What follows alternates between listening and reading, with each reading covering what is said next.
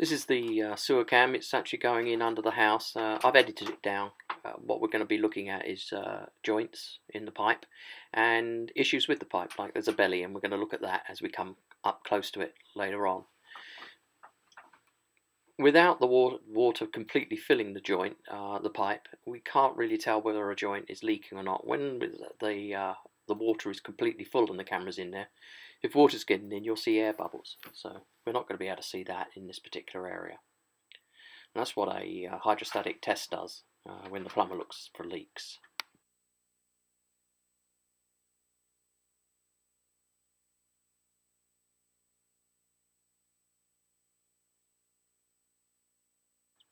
We're coming up to another joint. You can see here we've got, it looks open. I can't tell because I can't turn the camera at right angles to it, but if you look there, the actual joint doesn't look particularly good. Certainly it's an area I would check out with the plumber, looking at this area, seeing if there's any water getting in or getting out. But that doesn't look a particularly good joint.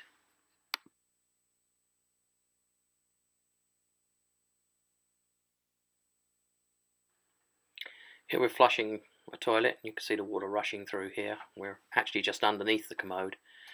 I'm seeing whether or not there's any indication the water's leaking out, and frankly there's not that much of an indication, but of course we've not filled the pipe completely, so all we can do here is just flush it. We flushed it a few times, but I couldn't determine anything from that little exercise.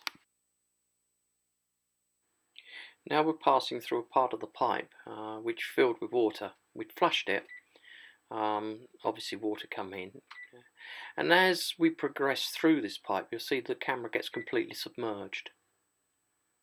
And the water's not flowing. You can see the debris is sort of circulating, it's not flowing away from us. The camera's actually pushing downhill towards the septic tank. And you can see we're still underwater.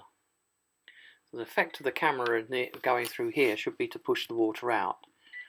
And I'm sure some of it is being pushed out, but not a lot. And here we are coming up and above the surface. In a minute you'll see more pipe than water as we reach the end of the belly and the pipe straightens out a little bit.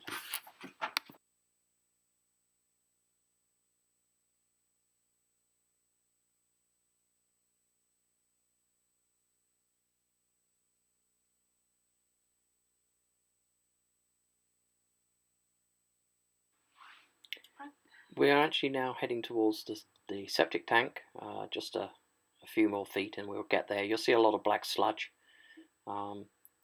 that's on the sides of the pipe.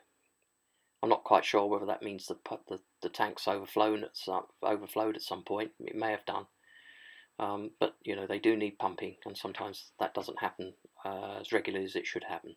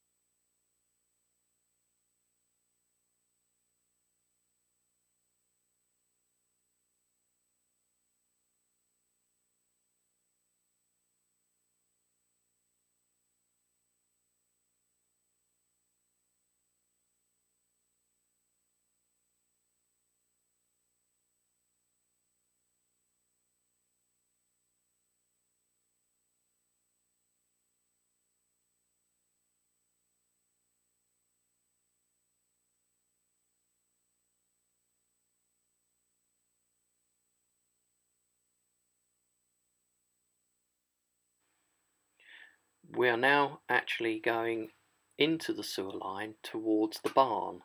You can see we've got a little bit of black water standing here. We're going to turn the direction of the camera. There should never be standing water in a sewer, but we've got it there. So that's the second belly we found, and then we immediately come across a blockage.